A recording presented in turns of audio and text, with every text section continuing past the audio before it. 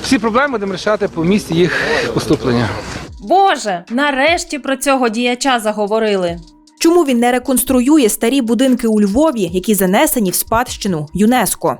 Швидше закидайте другу частину.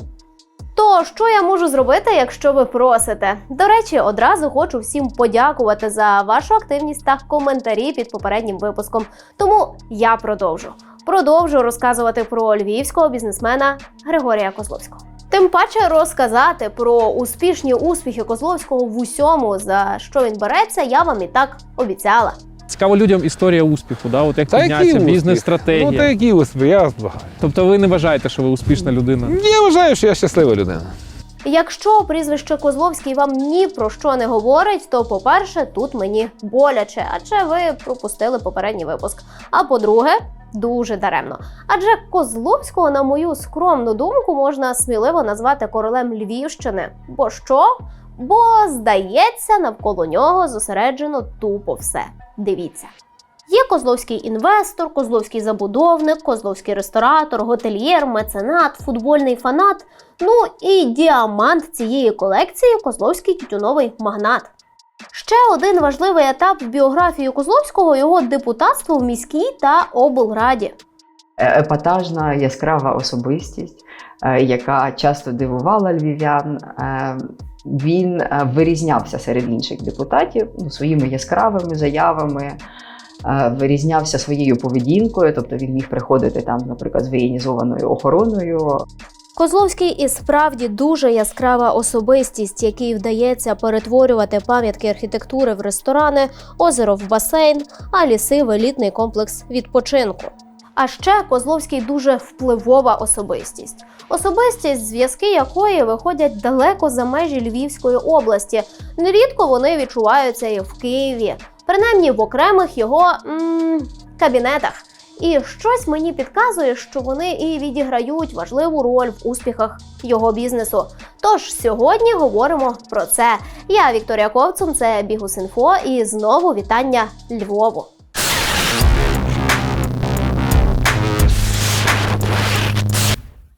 Отож, чим ми закінчили попередню частину? Точно, Винниками.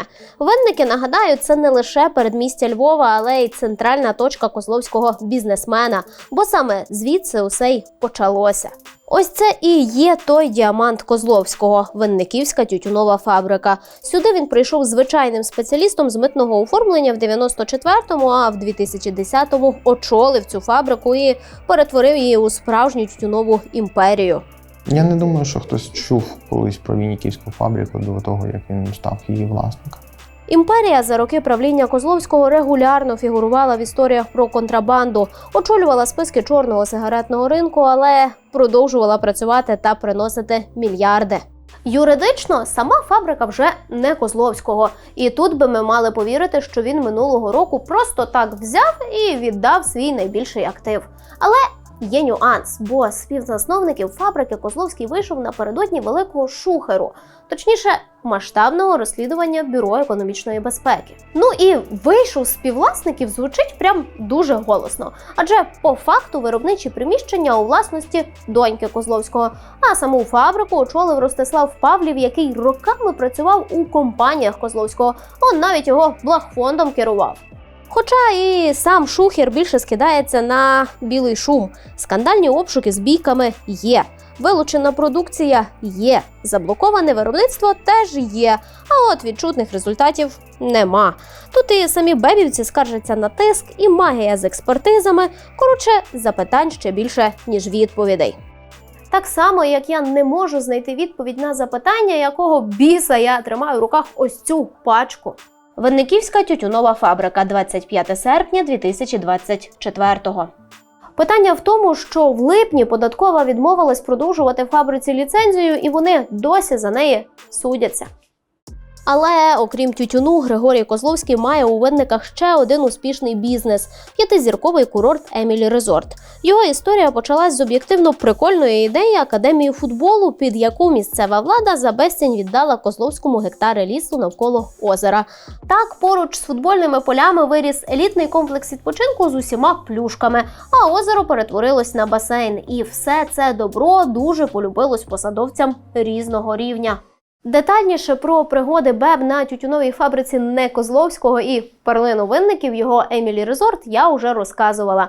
Подивитись цей ефір можна за посиланням під відео. Тут одразу запрошую вас підписатися на наш канал, щоб у майбутньому нічого не пропускати. Але ж не Винниками єдиними. Я ж кажу, Козловський – король Львівщини. А який король Львівщини без інтересів у Львові? Але не путайте, будь ласка, власні інтереси бізнесові з начальником... Та я їх не скриваю, що це мої власні. Я їх не скриваю, так? Це мої інтереси. Окей, тож з інтересів і почнемо. Інтересів власних, бізнесових та політичних. І інтересів, які настільки явно і тісно переплетені з вигодою, що, здавалося б, хоч раз хтось мав заперечити. Але ні, цим інтересам у Львові ніколи не відмовляли. То в чому секрет успіху Козловського?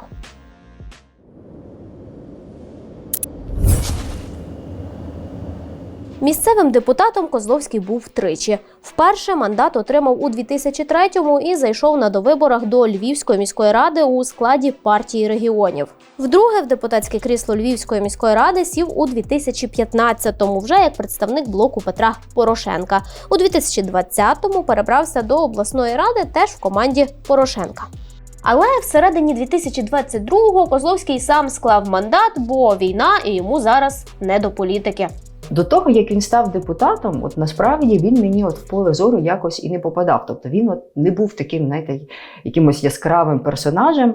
Ми недооцінювали там масштаби його фінансової подушки і його можливого впливу. А вже коли він зайшов в міську раду, то це прям дуже яскраво проявилося.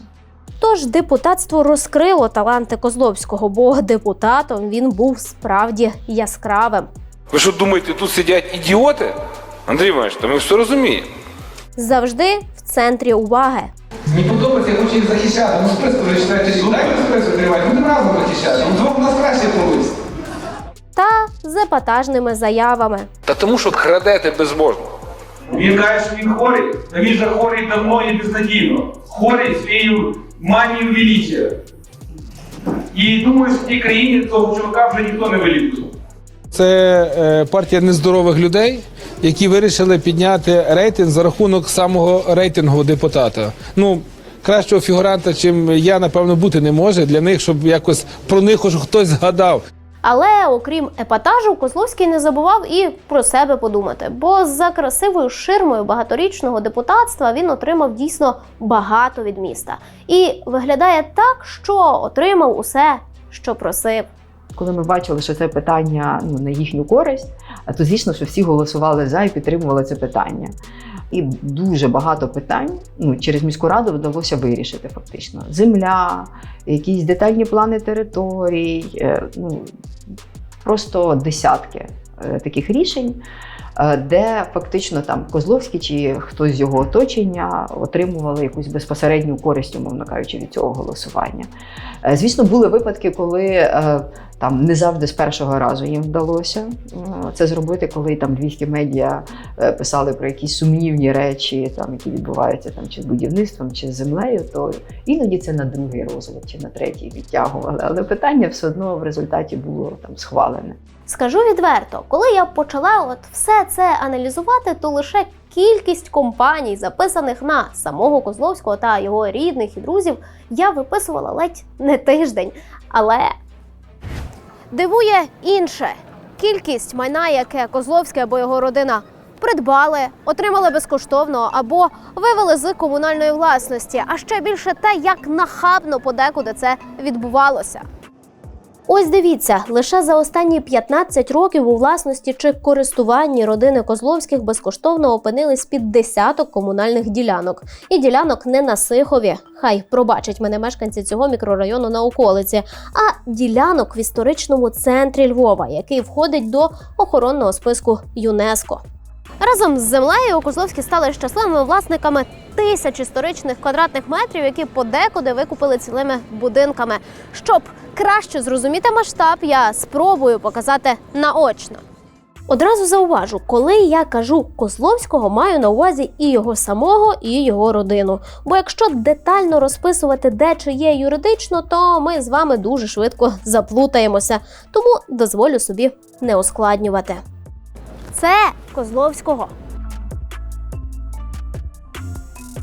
Це Козловського. Це Козловського. Це Козловського. І це теж Козловського. І це теж Козловського. І ото все теж родини Козловського. Темніє, а ми все ще рахуємо, бо це теж Козловського. Я, якщо чесно, вже втомилася, але ось це теж Козловського. Один зі способів отримання комунальної землі для Козловського – це попросити її на потреби ОСББ. Схема, по суті, працює так. Вони викуповують усі квартири в будинку, який їм приглянувся, і вже як власники створюють ОСББ і просять виділити їм земельну ділянку. Ну і, звісно, її отримують. Якщо хтось купив майно на вторинному ринку, до нас прийшов, до міської ради, сесія не може не проголосувати. Чому? Тому що це порушення закону. Так Козловський отримав землю під свій перший львівський ресторан у самому центрі – Королівську пивоварню. Ось тут викупив усі квартири, створив ОСББ, отримав землю і почалася розбудова. Супроводжувалась вона пікетами та скандалами. Архітектори заявляли про відсутність дозволів і знищення архітектурної пам'ятки. Сам Козловський провів прес-конференцію. Сказав, дозволи є, але журналістам фотографувати заборонив. Фотографувати можна було вже на відкритті. Гріша мене з королівської пивоварні звільнив за холодні вареники. Коротше, такий собі тіп. Холодні вареники – це, звісно, аргумент, але від мене за такі подробиці особисто лайк. Тож, друзі, не забувайте про вподобайки та коментарі під відео. Бо, по-перше, ми всі коментарі читаємо, а по-друге, вони допомагають Ютубу зрозуміти, що відео цікаве і так його бачать більше людей. У мене була така мрія, щоб у Львові збудувати ресторан нового формату, королівського формату. Власне, щоб пиво було натуральне і щоб до кожного відвідувача зверталися не інакше, як ваша честь. Таким же способом Козловський отримав і будівлю, і землю під свій 5-поверховий ресторан просто навпроти ратуші. І ви точно про нього чули. Ось цей з акулами. Найбільше шкоди мені було в тій історії – це Андрій Івановича, тому що він зі мною десь тижнів 2 не розмовляв, тому що він... Мер Львова Садовий. Так, це мер Львова Садовий, який є людиною класичною, з класичними поглядами, і акули, і площа ринок в його інтелігентній голові це не вкладалось. Басейн вже встановлений, це вже факт. Тобто тут же варіантів бути не може, тому я думаю, Андрію Івановичу потрібно купляти корвалол і валідол і готуватись йти на відкриття. Ну а тут було навіть розслідування, бо будівля – пам'ятка архітектури, а від неї, м'яко кажучи, залишився тільки фасад. Прокуратура дослідила, що будівництво ресторану велося без дозволів. У 2016-му Козловського навіть зобов'язували відновити пам'ятку. Всередині, в кінцевому випадку, ми врятували максимум, що можна було врятувати. Тому що ці зміни, які вони почали робити, вони дійсно були катастрофічними, але в кінцевому випадку ми вийшли на певний баланс. Але давайте чесно, попри всі ці скандали, акул, королів і нищення архітектури, історія з ОСББ робоча. Бо що відбувається після того, як скупаються всі квартири, створюється ОСББ і під це ОСББ отримується земля? Її переоформлюють на своїх. Або, як варіант, цю землю закладають під іпотеку. Гроші за договором ОСББ не віддає, тож земля переходить у приватні руки. Звісно, не чужі приватні руки. Тож, знайомтесь, Гранд Готель. Один з найстаріших готелів Львова і ще одна гордість цієї львівської родини – 5-зірковий люксовий люкс. І так, це на його відкриття Козловський привозив сюди Перес Хілтон і влаштував королівський костюмований парад з кіньми. Але давайте більше про частину майнову. Сам готель зараз розбудовують. В планах розширення на кілька сусідніх будівель.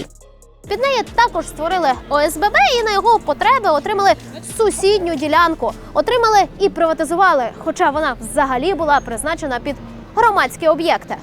І віддали ділянки безкоштовно. Спочатку планували дати в користування, але просто під час сесії міськради змінили формулювання на постійне користування. Скажу простіше, тупо подарували. Кожна ОСББ може отримати земельну ділянку за 300 метрів від оперного.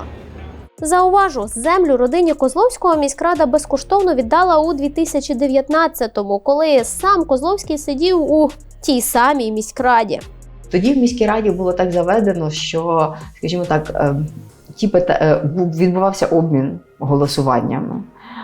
Тобто, якщо там Козловському треба було щось одне, то відповідно там, не знаю, Самопоміч отримувала голосування там за щось там інше, що їм було потрібно. Тобто мені здається, що відбувався такий обмін, і тому якихось таких сильних дискусій між депутатами не було. Ініціатором цього фактично подарунку Козловському виступив тодішній його колега по міськраді Любомир Босаневич. Якби я знав, що там захочуть будувати готель, я би не готував і не виносив такий проект ухвали. На той момент я нічого не знав про такі плани. А це той самий Босаневич за рік до того, як нічого не знаю, не голосував би, на відкритті Гранд-готелю фоткається з Періс Хілтон. Тут не було комунального майна. Тут було майно, яке вони купили на вторинному ринку. Але земля була ж комунальна. Ну так, але ж земля знаходилась під тими об'єктами. Там не було вільної землі. Можливо, там, не знаю, півметра була вільна ділянка, і тут там має бути трамвайна зупинка. Там зараз стоїть огородження. Тому міська рада не мала права відмовити. Якщо б міська рада відмовила, то тоді би вони могли звернутися в суд, зобов'язати через суд, а з іншої сторони вони мене сплачували земельний податок. І це не надходження коштів до місцевого бюджету. Наскільки великий це земельний податок? Це не є великі кошти. Так і ця ділянка була не єдиною послугою Босаневича Козловському, бо саме він презентував проект відведення землі в оренду під перший приватний пологовий Козловського, який задумали звести на території вже існуючої лікарні. Потім, правда, з цим об'єктом почалися проблеми. Всім щось не подобалось. Почалися суди, але я не буду вдаватися в деталі, краще розкажу показовий момент. Будинок медцентру на орендованій землі записали на сина Козловського. Ні, навіть не так. Записали на сина, якому на той момент був 1 рік. А 1-річний син Козловського взяв і здав своє майно приватному медцентру, який там і досі.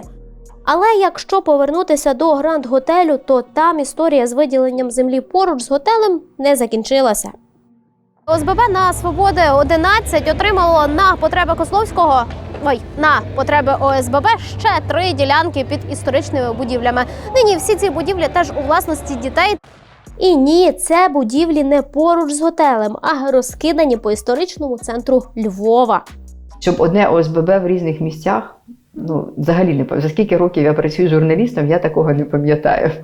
Про всі унікальні метаморфози комунального майна у бізнес Козловського я вам не розкажу, бо тиждень будемо сидіти. Просто знайте, що комунальний кінотеатр перетворився в океанаріум, а комунальні ринки, як за помахом чарівної палички, стали власністю Козловського.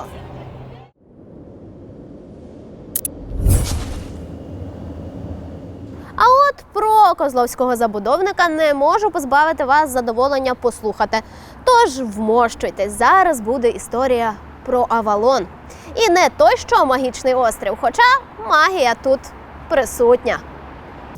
Квітень 2015-го. Виконком затверджує створення у Львові парку на території збанкрутілого нафтомаслозаводу, але не створює. Бо вже за рік Козловський звертається до міськвиконкому, аби розробити детальний план цієї території. Нагадаю, у цей час Козловський і сам сидить у міській раді, але детальний план, схоже, передбачав план особистий, бо якось так сталося, що пізніше разом з парком в планах з'явився новий ЖК. Дозвіл будувати отримала компанія з групи «Авалон». Мене звати Григорій, фамілія моя Козловська. Я є співвласник фірми «Авалон». Вимагати ви можете тільки вдома борщ, який варить вам чоловік. Тут ви як громадськість, а ми як будівельники сильно це цінуємо, ваші побажання для того, щоб цей мікрорайон зробити дійсно привабливим.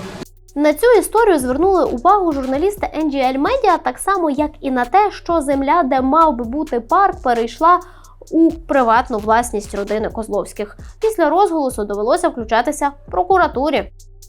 Вони звернулися до суду, щоб накласти арешт на цю земельну ділянку. І сама власниця землі, на той момент це вже не був Григорій Козловський, це була його племінниця. Вона звернулася до міської ради з тим, що вона поверне цю земельну ділянку назад в комунальну власність. Насправді це смішно, тому що житлові будинки вже стояли на цій землі. Львів вже не зміг би там реалізувати парк. В бюджет міста доплатили символічну суму грошей, це, здається, 1 мільйон гривень був за користування цією землею за той період часу, поки вона була в цьому там незаконному користуванні. І на цьому якби все закінчилося.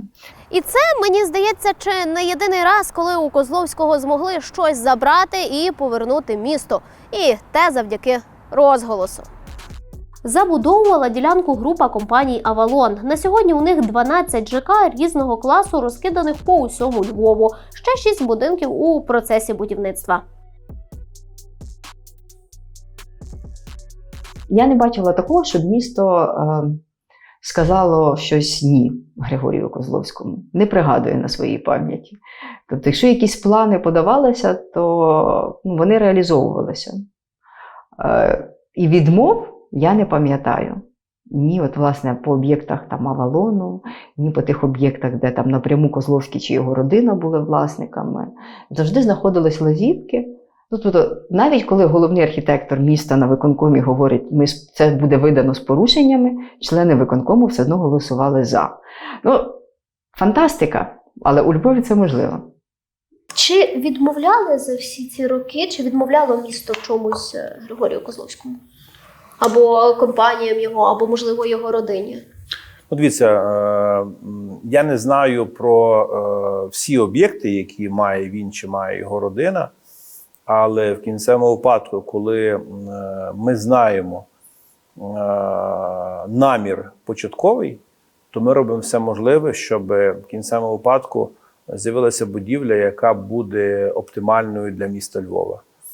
Це складні процеси. Чи не вважаєте ви частину з методів отримання цього майна якимись схемами? Якщо ви купляєте на вторинному ринку, тут важко передбачити якісь схеми, тому що хтось має власність, ви хочете купити, ви приходите, домовляєтесь, знаходите ціну. Я не думаю, що для тих людей гроші – це є проблема. А коли мова йде про аукціон, звичайно, було б бажання, напевно, купляти по меншій ціні, але коли бере в торгах там 10 людей, чи більше, чи менше, тут ринок визначає ціну. Тут, зауважу, суто юридично, особисто Козловський в документах компанії з групи «Авалон» не фігурував. Хоча сам про свою причетність до них публічно наголошував, роз'їжджав по зустрічах із місцевими поряд з майбутніми об'єктами «Авалону» та представляв інтереси забудовника у міськраді. Аж раптом... Перш за все, я вже 1,5 року не маю відношення до компанії «Авалон». Я не маю жодного стосунку до цієї компанії. Це просто компанія моїх друзів, з якої я не маю ніяких фінансових зисків. Віримо, дуже віримо. Хоча чисто суб'єктивно мені така раптова заява про «не маю стосунку, це компанія моїх друзів» нагадує схему з тютюновим бізнесом, з якого формально Козловський зістрибнув перед масштабним розслідуванням БЕП. А що, бізнес не мій, тож і всі питання не до мене. Але я таки маю ці питання поставити. Запитати самого Козловського в мене не вийшло, хоч я спробувала різні варіанти з ним зв'язатися, тож доводиться шукати відповідь самій. І знаєте, в мене є припущення, чому усі заплановані Козловським проекти так легко втілюються у реальність. Так, зараз я вам прямо натякаю на впливові зв'язки Козловського.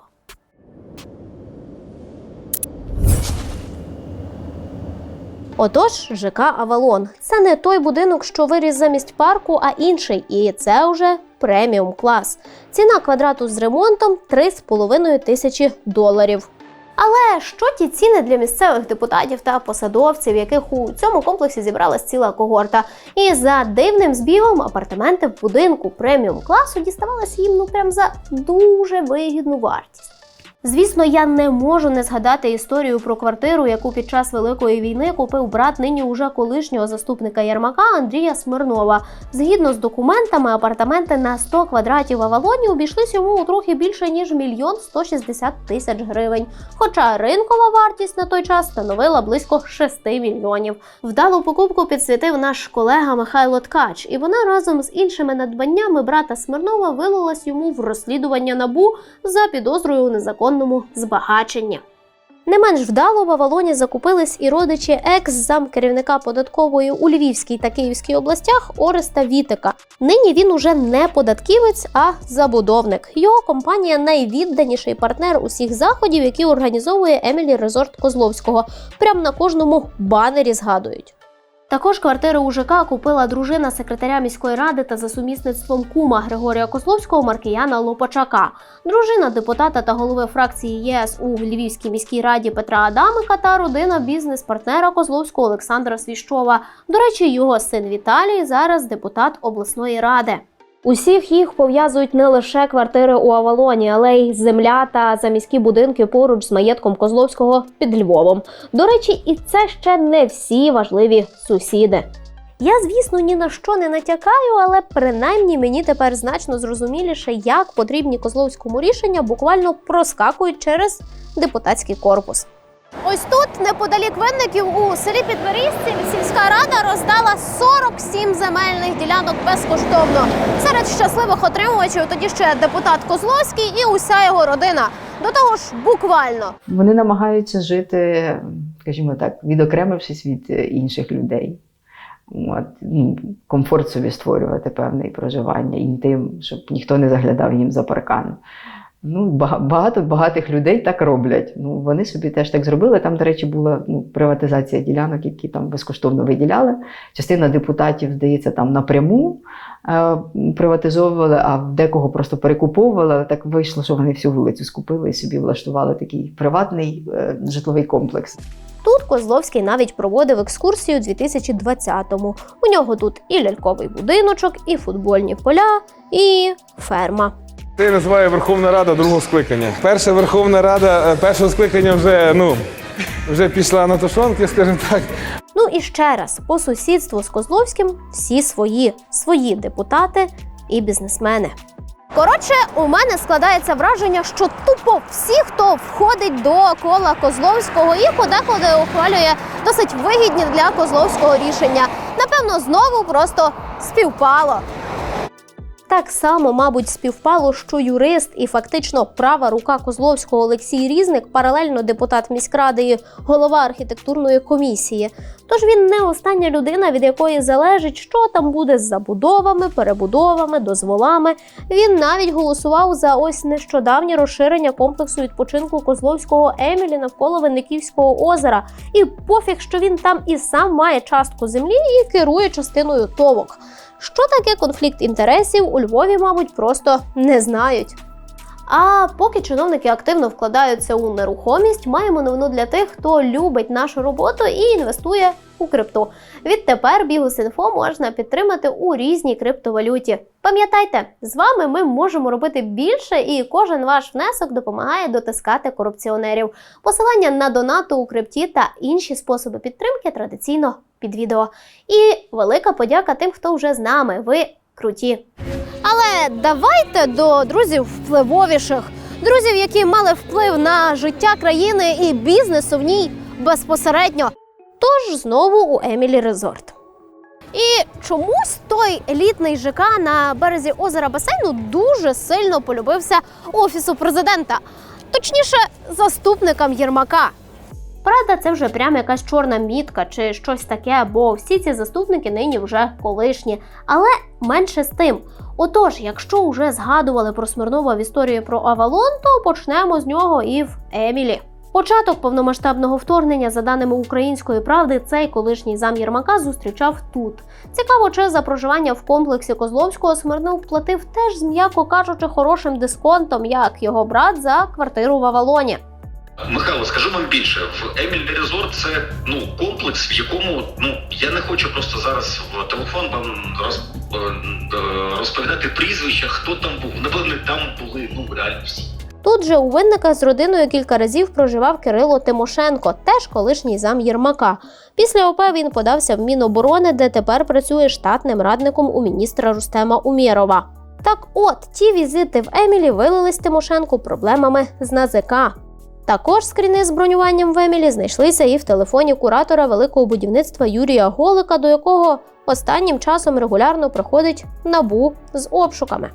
А це вже родина нардепа від «Слуг» Жупанина. Не в Лондоні, а на батьківщині. Якщо не розумієте цей мій натяк, то вам треба глянути наше розслідування про пригоди Жупанина у Британії.